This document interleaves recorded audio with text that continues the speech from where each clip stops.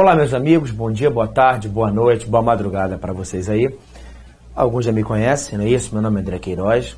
Estou nesse curso agora falando sobre Direito Penal, parte especial.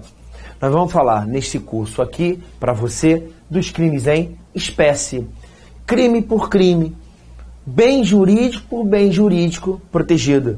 Eu quero que você lembre que quando nós estudamos lá na parte geral, se é que você estudou, acredito que você tenha estudado comigo, na parte geral, ou com quem, qualquer professor que você tenha conversado, o professor falou para você que cada crime protege o quê, gente? Pelo princípio da lesividade, eu quero que você entenda que o princípio da lesividade tem várias vertentes. O princípio da lesividade, ele é um indicativo, por exemplo, para o legislador escolher os bens jurídicos que serão protegidos pela norma. André, o Congresso Nacional fez uma lei e o presidente da República sancionou uma lei que fala sobre o abuso sexual em crianças e adolescentes. Então, na verdade, o bem jurídico protegido é o quê? A liberdade sexual, a dignidade sexual de crianças e adolescentes. Não é verdade? Então, cada crime, ele protege um bem jurídico. E aqui eu vou dividir a aula com os senhores entre bens jurídicos protegidos pela norma. Então, quando você pega o Código Penal do artigo 1º até o artigo 120, ele fala da parte geral. E a parte geral ela é dividida em teoria do crime e teoria da pena. Claro, né? Evidente. Parte geral fala o que é crime e qual é a consequência. Quem comete crime acontece o quê? Não é isso? Deus castiga? Eu acho que sim. Sofre uma outra vida? Eu acho que sim. Mas por direito penal, para nossa legislação, quem comete crime vai sofrer uma sanção, uma pena. Uma pena de natureza criminal, que pode ser privativa de liberdade, restritiva de direitos ou multa. Isso você estudou comigo na parte geral. Agora, na parte especial, você vai estudar dos crimes em espécie. E eu começo falando com vocês do bem jurídico mais importante, que é a vida. Então, o Código Penal do artigo 121, ele falou, olha, o bem jurídico mais importante, o primeiro que eu vou começar a proteger é a vida. Perfeito? Então, vamos estudar nesta aula aqui o bem jurídico, vida. Já de cara, falo para os senhores acessarem meu site, André Queiroz, com Z evidentemente, .com.br.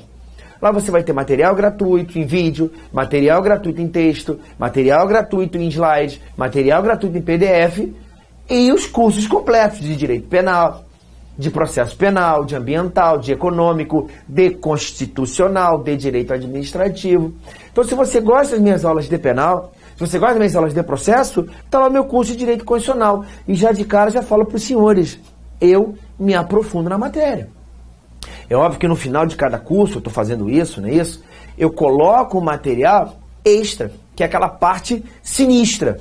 Como, por exemplo, quando você fala de ação declaratória de constitucionalidade, que você deve estar estudando, eu falo para os senhores o que é o quê? Uma declaração parcial de nulidade sem redução de texto. O que é mutação constitucional? O que é o chamado overruling? O que é o overruling? O que é o distinguish? Então tem coisas diferentes que a gente deve conversar. O que é uma federação centrípeta? Uma federação centrífuga? Então são coisas que às vezes nem caem em prova, mas eu falo para ter mais informação para vocês. Maravilha? Então vamos lá. Vamos começar falando do bem jurídico mais importante, que é a vida. Crimes contra a vida. De cara, falo para os senhores do artigo 5º da Constituição, inciso 38, que ele fala o seguinte, é reconhecida a instituição do Tribunal do Júri, uma organização que lidera a lei, assegurados plenitude de defesa, sigilo das votações, a soberania dos vereditos e a competência mínima para o julgamento dos crimes dolosos contra a vida, consumados ou tentados. Então, quando falamos de crimes contra a vida, sendo ele doloso, aí, na verdade, vai ser julgado pelo Tribunal do Júri. Inclusive, apesar de eu discordar, está na Constituição como uma cláusula, na verdade, um direito e garantia fundamental do indivíduo de ser julgado pelos seus pares. Professor, o que significa a plenitude de defesa, sigilo das votações e soberania dos vereditos e qual a competência dos crimes dolosos contra a vida do júri? Isso a gente estuda em processo penal. Então, se você também é meu aluno em processo, lá eu explico direitinho o que é plenitude de defesa, qual é a diferença da plenitude para ampla defesa, o que significa dizer esse sigilo das votações, como é que o juiz, presidente do Tribunal do Júri faz as perguntas para os jurados, como é que eles são questionados de alguma coisa, a soberania dos vereditos, né? A decorrência nos recursos interpostos no Tribunal do Júri, os crimes conexos, tudo isso em processo. Hoje ficamos aqui Quais são os crimes contra a vida? Homicídio, induzimento, instigação e auxílio ao suicídio, o infanticídio e o aborto. Vamos conversar nesta aula sobre esses 4 crimes, inclusive estabelecendo a diferença entre esses crimes aqui. Vamos lá. Então, primeiro, sempre, gente, de cara, sempre, quando conversarmos de crime, eu sempre coloco uma classificação aqui. A classificação é essa, que eu já falei lá na nossa parte geral, da classificação dos crimes, né? Crime formal, material, mera conduta, de resultado portado, mutilado de 2 atos. Tudo isso eu falo lá na parte geral. Ah, professor, peguei só as 2 aulas de parte especial. Cara, fica um troço manco, né? Fica manco, porque não tem como você saber parte especial sem saber a parte geral. Sem saber o que é crime, que crime é um fato típico, ilícito, culpável. Vamos lá. Primeiro, matar alguém. O tipo penal do homicídio, matar alguém. É um crime simples, material, não é isso? Simples. Simples porque tem um bem jurídico só protegido. Material porque tem que ter resultado naturalístico. Feito de forma livre, eu posso matar alguém de qualquer pessoa. Posso matar alguém através de uma ação ou também através de uma omissão, se for agente garantidor. Ele é instantâneo. A pessoa morre instantaneamente e os seus efeitos são permanentes. É unissubjetivo, porque pode ser realizado por uma só pessoa. É progressivo, porque a pessoa vai se lesionando depois morre. E é plurissubsistente, porque ele pode ser realizado através de várias ações e essa ação pode ser fracionada. Significa dizer que cabe tentativa. Ponto. Então aqui eu coloco algumas coisas com vocês. Primeiro, a hediondez do homicídio. André, homicídio é crime hediondo? Não sei. O homicídio privilegiado, que nós vamos ver agora, não. O homicídio simples, também não. O que é hediondo é homicídio qualificado. Crime hediondo é homicídio qualificado. Ou então aquele crime realizado ainda que por uma só pessoa, mas em ação típica de grupo de extermínio.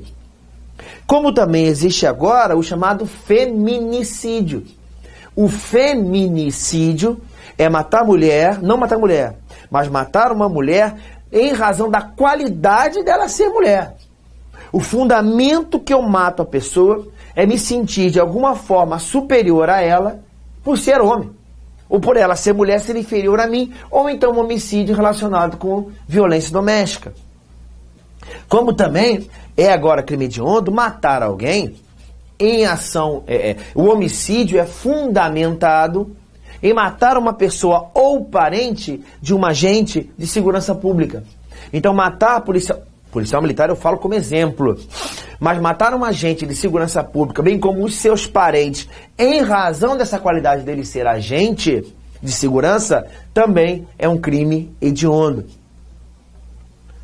As docimásias ou docimazias, não é isso? Só para você entender que eu tenho que saber quando que a pessoa nasce com vida.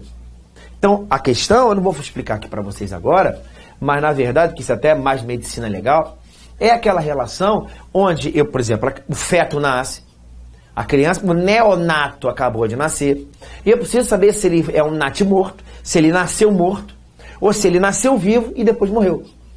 Então, existem aqueles bebês que nascem, né, e morrem logo em seguida ao nascimento.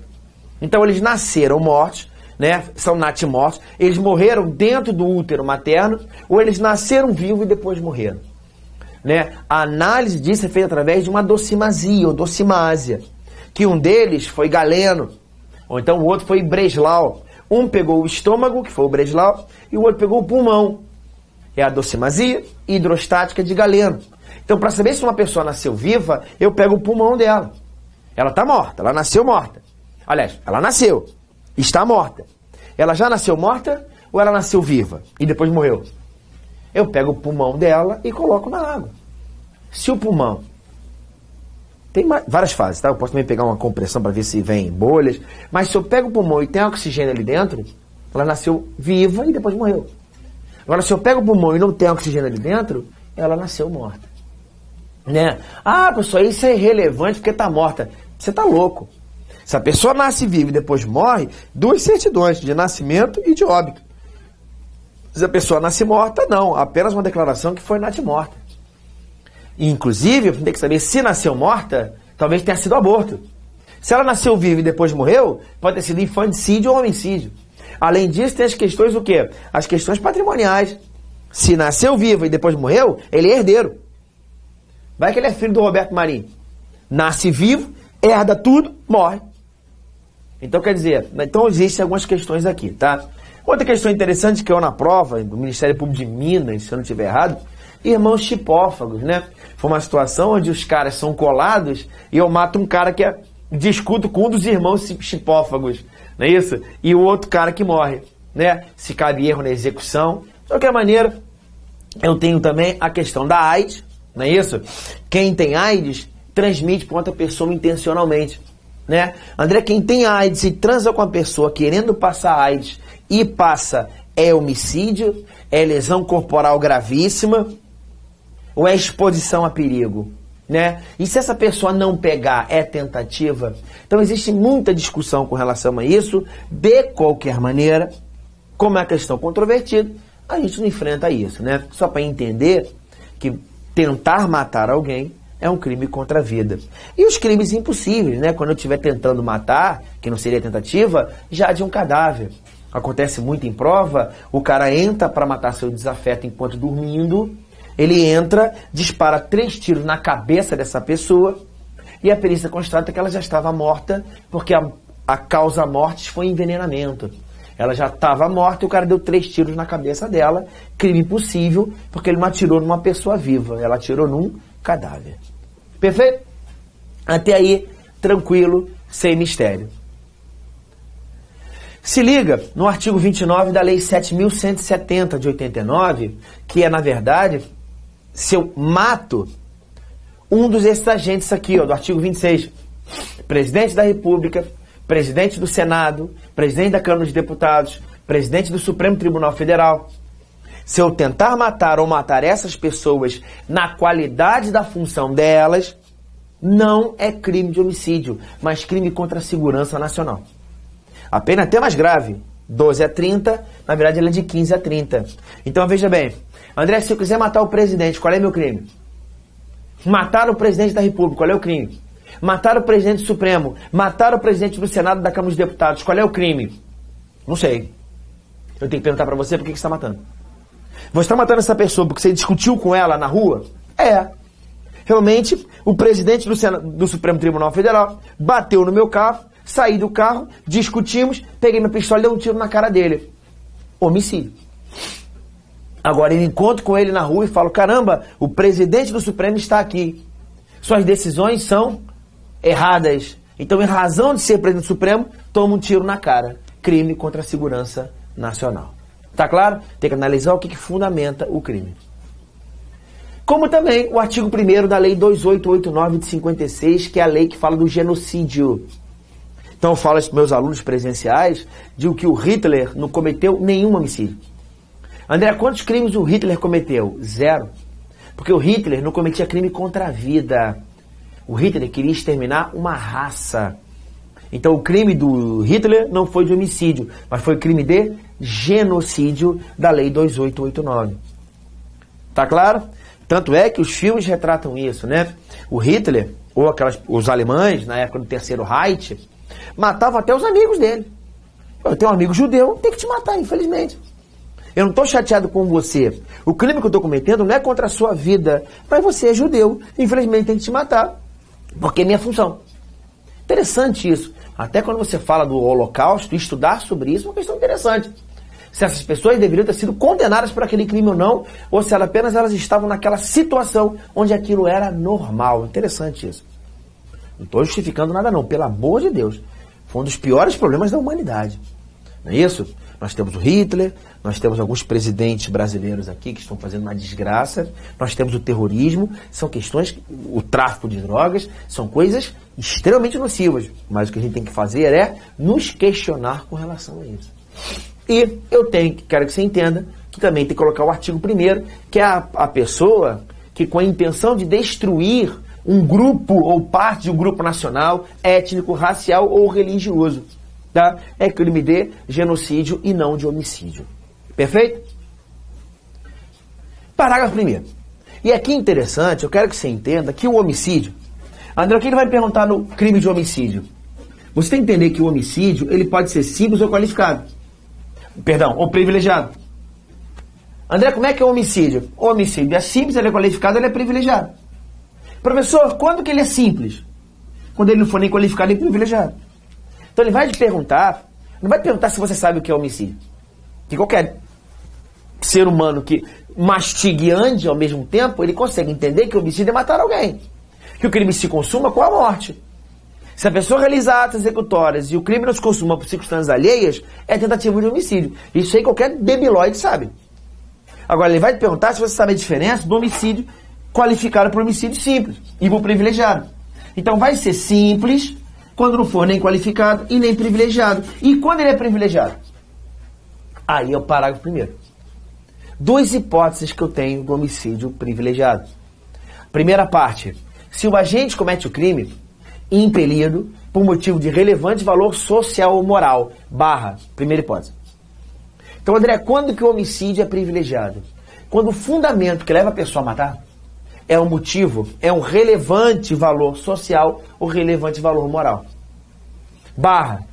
Ou então, segunda hipótese, quando a pessoa está sob o domínio de violenta emoção.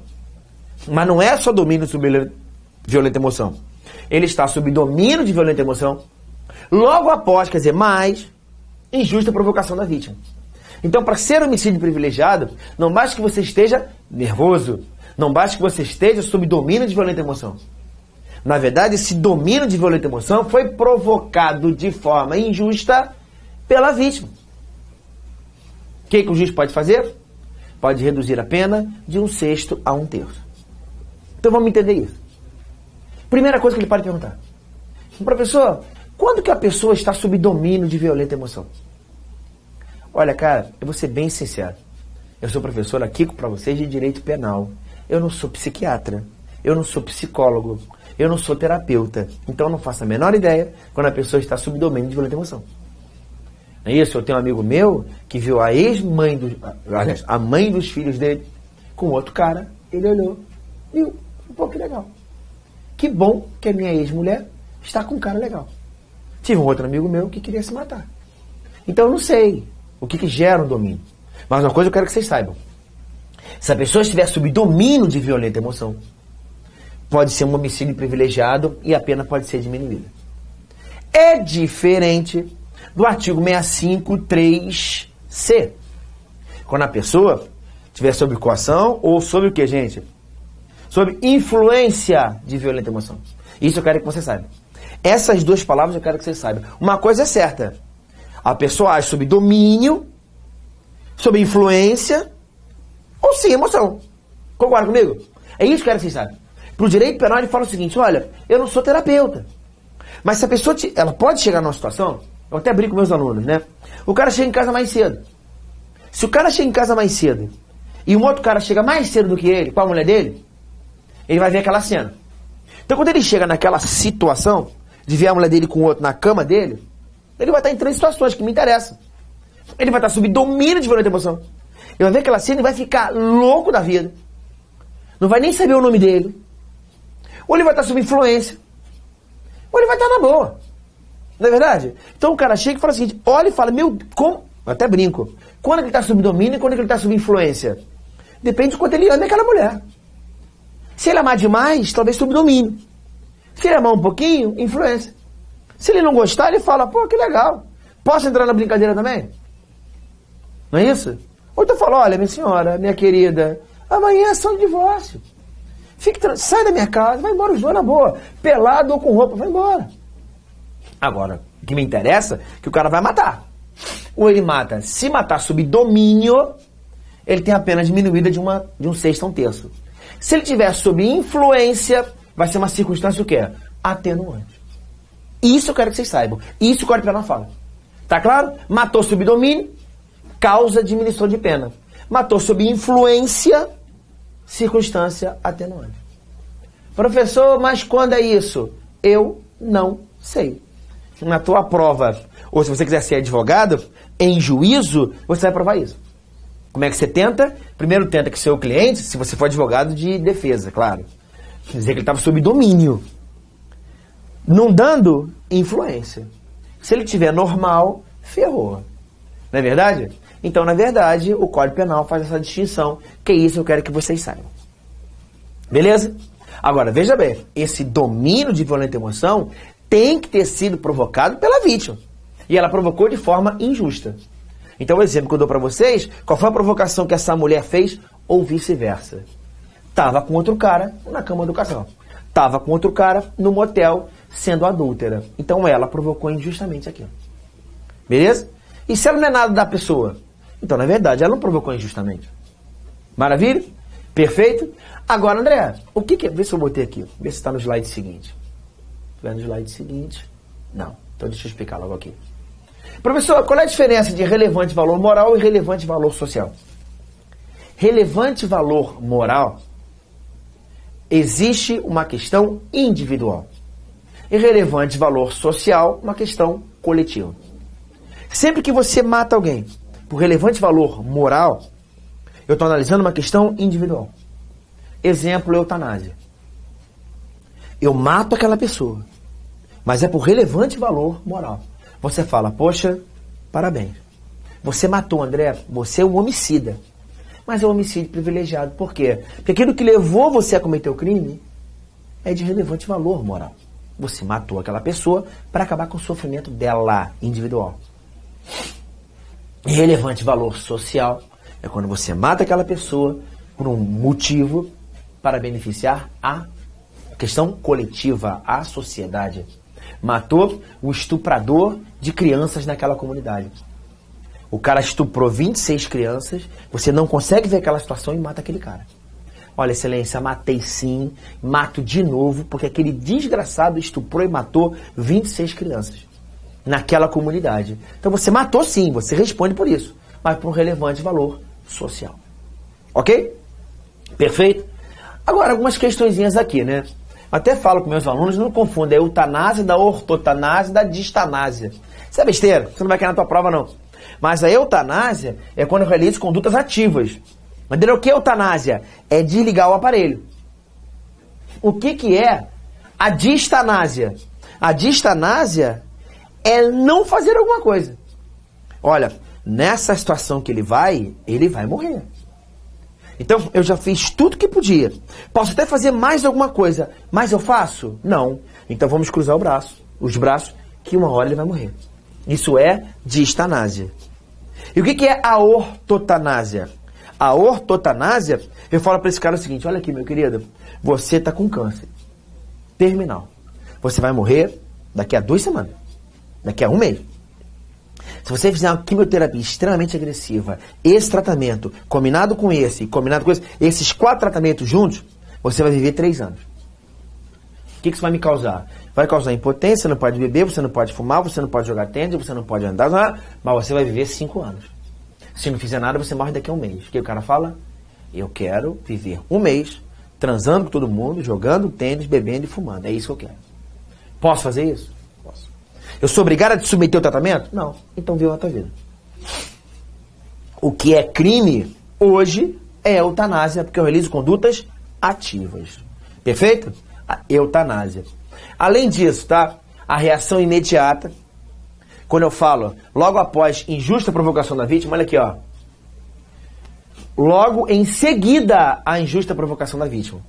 Né? Então, na verdade, a reação tem que ser imediata. O que é isso? É o cara chegar em casa, ver a mulher com outro e naquele momento de loucura, ele pega a pistola e mata os dois. É uma reação imediata. Foi até uma questão de um filme interessantíssimo, que o cara chega em casa, ele vê 4 pés, ele vai chegando em casa, e ele sabe que tá mal com a mulher, ele vai andando, ele já vai sentindo, gente, caramba, eu vou ver aquilo que eu não quero. Mas ele continua andando. É isso, ele vai vendo sinais aqui, parece que ele vê a tampa da privada aberta, com a tábua levantada.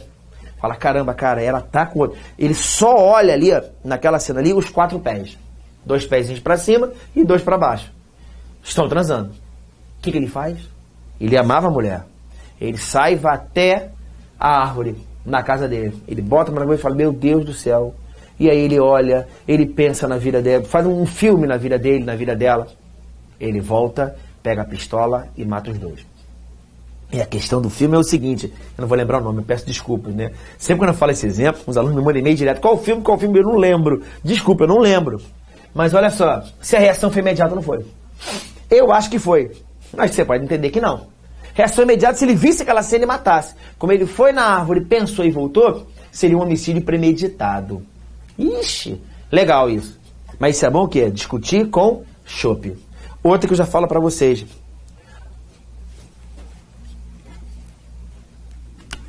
(9 8806 1122). Esse é o meu telefone. Esse é o meu telefone para que você peça para me adicionar no grupo do WhatsApp de dúvida. 98806 1122. É exclusivo para isso. Só para tirar a tua dúvida, só para a gente debater algumas coisas, para a gente conversar a respeito de matéria. Matéria. Tá claro? Então, na verdade, eles mandam direto, né? Mandavam por e-mail na época. Pô, qual filme? Eu não lembro. Mas para saber se seria um homicídio qualificado ou privilegiado. Tá? Erro na execução, né? Muitas vezes o cara chega naquela situação, dá um tiro querendo matar a mulher e pega o Ricardão. Um erro na execução, artigo 73 do Código Penal, já pegou na parte geral. E a premeditação. Né? Um crime premeditado não é sob domínio de violenta emoção após injusta provocação da vítima. É esse questionamento que eu coloco aqui. Está claro?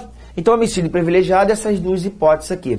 Primeira hipótese, quando ele mata sob domínio de violenta emoção, mais injusta provocação da vítima, e essa reação tem que ser imediata. E a segunda hipótese, por relevante valor moral e relevante valor social. Ponto. Agora vem o segundo. Aí a chapa é quente. Aí o homicídio passa a ser qualificado. Aí é um crime hediondo. Aí a pena é de 12 a 30. E o que é interessante, o que fala o Código Penal?